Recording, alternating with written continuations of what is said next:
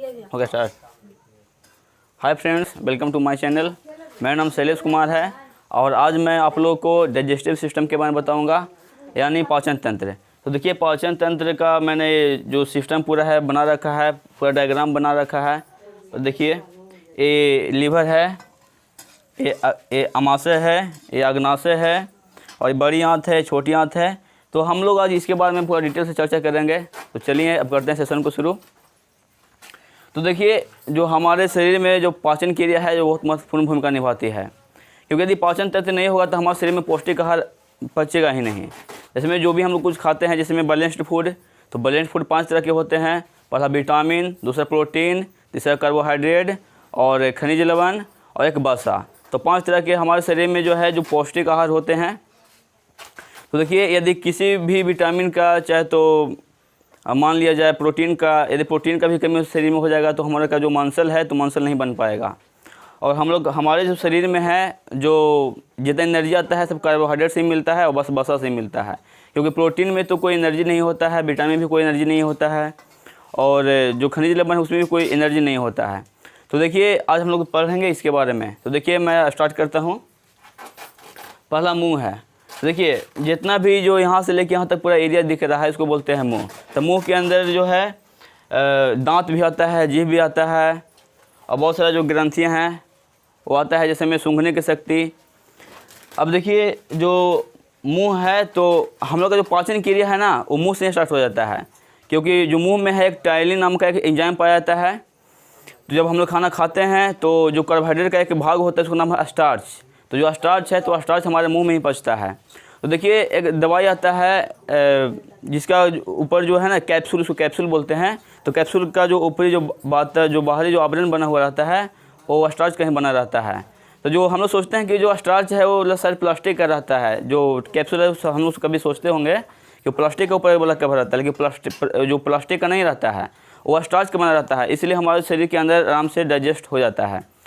तो देखिए, जो स्टार्च है वो मुंह में ही पचता है। देखिए, जो मुंह है तो मुंह में तो टंग भी है, जीभ है।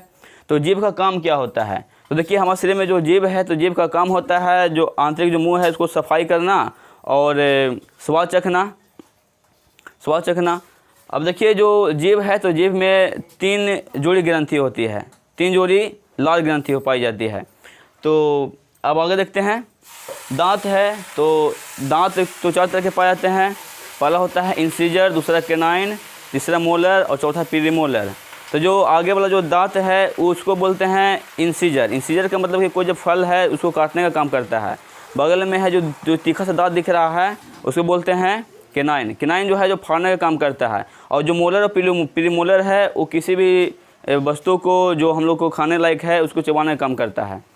चलिए, यहाँ तक हमने चर्चा कर लिया है। देखिए, अब आगे बढ़ते हैं। देखिए, जो ग्लोटिस है, ग्लोटिस के जो जस्ट ऊपर वाला जो भाग है इसको ग्रसनी बोलते हैं। ग्लोटिस के सबसे ऊपर वाला भाग है इसको ग्रसनी बोलते हैं। और जो नीचे वाला जो भाग है इसको बोलते हैं ग्रास नली। जो नीचे वाला जो भाग है इसको बोलते हैं ग्रास नली। अब देखिए, यहाँ से 2 भाग में बांटा गया है। एक तो ये आगे वाला जो है ये तो चले जाएगा, जो नस है वो फेफड़ा में चला जाएगा। जब हम लोग सांस लेते हैं तो फेफड़ा से हम लोग सांस लेते हैं। और देखिए, जो दूसरा जो पिछले वाला जो भाग है इसको बोलते हैं ग्रास नली। इसको बोलते हैं ग्रास नली। तो ग्रास नली से हम लोग जब खाना खाते हैं तो मुंह से होते हुए ग्रास नली से होते हुए हमारे अमाशय में आ जाता है। तो देखिए, जो अमाशय है तो अमाशय में ही रहता है जठर रस। अमाशय में ही रहता है जठर रस। तो जठर रस में टोटल रस 3 होते हैं। पहला है पेप्सिन, दूसरा है रेनिन और तीसरा है हाइड्रोक्लोरिक अम्ल, HCl मतलब हाइड्रोक्लोरिक अम्ल। तो देखिए, जो स्टोमक है अमाशय, तो जब खाना आता है तो देखिए ग्रसनी से होते हुए अमाशय में आता है। तो अमाशय का जो सबसे ऊपरी भाग है उसको बोलेंगे सबसे ऊपरी भाग, अमाशय का जो सबसे निचली है उसको बोलेंगे अमाशय का सबसे निचली भाग, और होता है मध्य भाग। तो देखिए, जब हम लोग खाना खाते हैं तो जो भारी जो होता है, जो इसमें खाना है तो खाना का जो भारी जो अन्न है ना वो सबसे निचले भाग में आता है। और जठर रस भी है तो जठर रस जो अमाशय का सबसे निचले भाग में ही जठर रस रहता है। देखिए, ये जो निचली भाग है ना, यहाँ जो मोटा मोटा जो कण है जो नीचे आके बढ़ जाता है, बाकी ऊपर इसमें पानी रहता है, कुछ हवा भरा भी रहता है अमाशय में। अब देखिए, इसके बाद आता है पक्वाशय। पक्वाशय के जस्ट हम लोग यकृत के बारे में चर्चा करेंगे। देखिए, ये यकृत है, यकृत में ही रहता है पित्ताशय। यकृत में ही रहता है पित्ताशय। यकृत का आकार जो है त्रिभुजाकार रहता है, यकृत का आकार है जो त्रिभुजाकार रहता है। और हमारे शरीर का जो सबसे बड़ी ग्रंथि है उसका नाम है यकृत। हमारे शरीर का जो सबसे बड़ी ग्रंथि है उसका नाम है यकृत।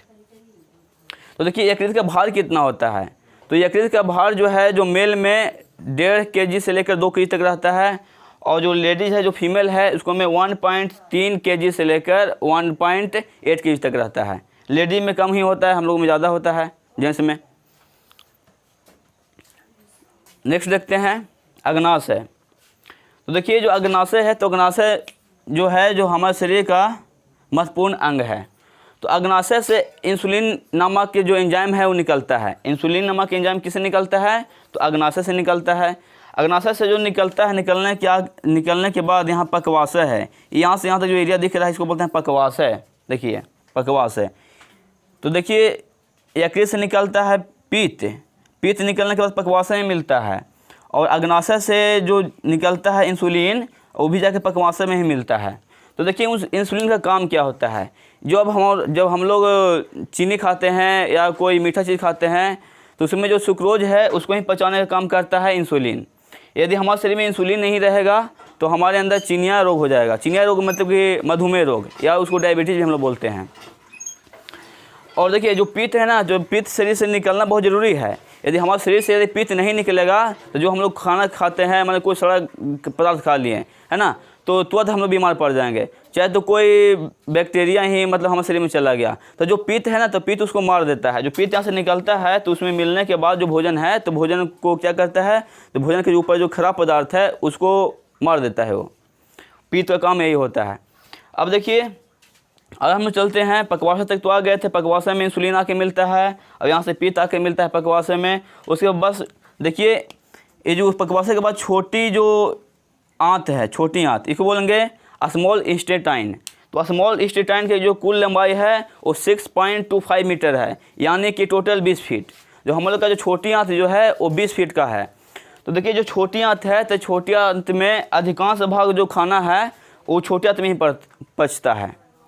जब हम लोग कुछ भी खाना खाते हैं ना, तो अधिकांश जो भाग है वो छोटी आंत में ही पचता है, डाइजेस्ट होता है इसमें। उसके बाद देखिए सबसे ज़्यादा जो खाना पचता है जो छोटी आंत में पचता है, लेकिन जो पानी है, तो पानी अधिक से अधिक मात्रा में बड़ी आंत में पानी पचता है। जब हम लोग खाना खाते हैं तो लगभग 4 से लेकर 5 घंटे तक जो भोजन है जो हमारे अमाशय में ही रहता है। जो ये अमाशय है, अमाशय मतलब पेट, तो पेट में हम लोग जब खाना खाते हैं तो 4 से 5 घंटे तक हमारे अमाशय में ही रहता है। उसके बाद ही आगे की तरफ बढ़ता है।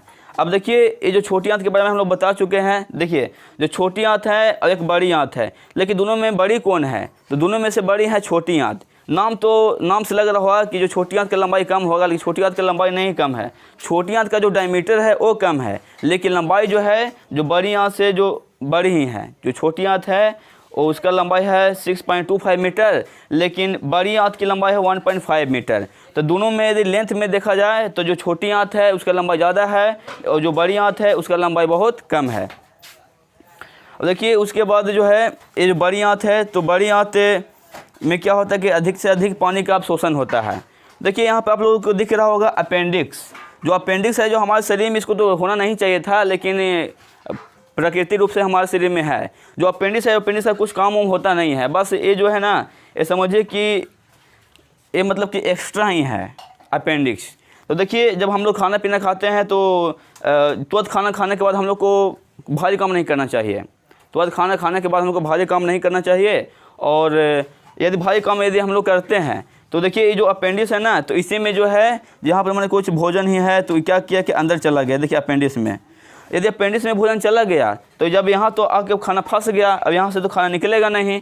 जब यहाँ से जब खाना निकलेगा नहीं तो क्या होगा, धीरे धीरे उस पर बैक्टीरिया आएगा और फिर धीरे वो जो है जो सड़ जाएगा। जब सड़ जाएगा तो हम लोग बोलते हैं कि अपेंडिक्स हो गया। अपेंडिक्स तो पहले से रहता ही है हमारे शरीर में। ये बोले कि अपेंडिक्स ख़राब हो चुका है। तो अपेंडिक्स जब यहाँ ख़राब होता है तो उसको ऑपरेशन करके हम लोग निकालते हैं। यदि पकता नहीं है तो हम लोग दवाई का भी सेवन करते हैं, जिससे यहाँ जो केमिकल आता है और इसको बैक्टीरिया को टोटल मार देता है और सही कर देता है। लेकिन यदि अपेंडिक्स पक जाता है तो पकने के बाद क्या होता है कि हम लोग को ऑपरेशन करना बहुत ज़रूरी हो जाता है। यदि ऑपरेशन नहीं करवाएंगे तो कुछ दिन के बाद फट जाएगा। फटने के बाद जहर जो शरीर में फैल जाएगा, जिससे आदमी का मृत्यु हो जाती है। चलिए अब आगे हम लोग देखते हैं। देखिए जो बढ़िया थे वही जब आ गया तो यहाँ पे रेक्टम है, रेक्टम इसको बोलते हैं मलाशय। जब खाना पूरी तरह से पच जाता है तो रेक्टम में आकर जमा हो जाता है ना। यदि कोई आदमी 1 दिन चाहे 2 दिन 3 दिन तक मतलब कोई बाथरूम नहीं आता है तो जो रेक्टम है तो रेक्टम सड़ जाता है। जब रेक्टम सड़ जाता है तो उसे होता है बवासीर, उसे ही बवासीर रोग होता है। देखिए अपेंडिक्स मैंने यहाँ बता दिया। अब यहाँ देखिए यदि रेक्टम यदि ख़राब हो जाता है तो उसको बोलते हैं बवासीर रोग। उसके बाद जब खाना यहाँ तक आता है पचने के बाद, फिर उसके बाद जो गुद्दा है अनस, तो अनस ही है, इसको बोलते हैं मलद्वार बोलते हैं। तो देखिए आज हम लोगों ने बहुत बढ़िया से डाइजेस्टिव सिस्टम के बारे में मैंने बात किया। अब मैं आशा करता हूँ कि आप लोगों को बहुत बढ़िया समझ में आया होगा। तब तक आप सपोर्ट बनाए रखिए। Thank you, all the best.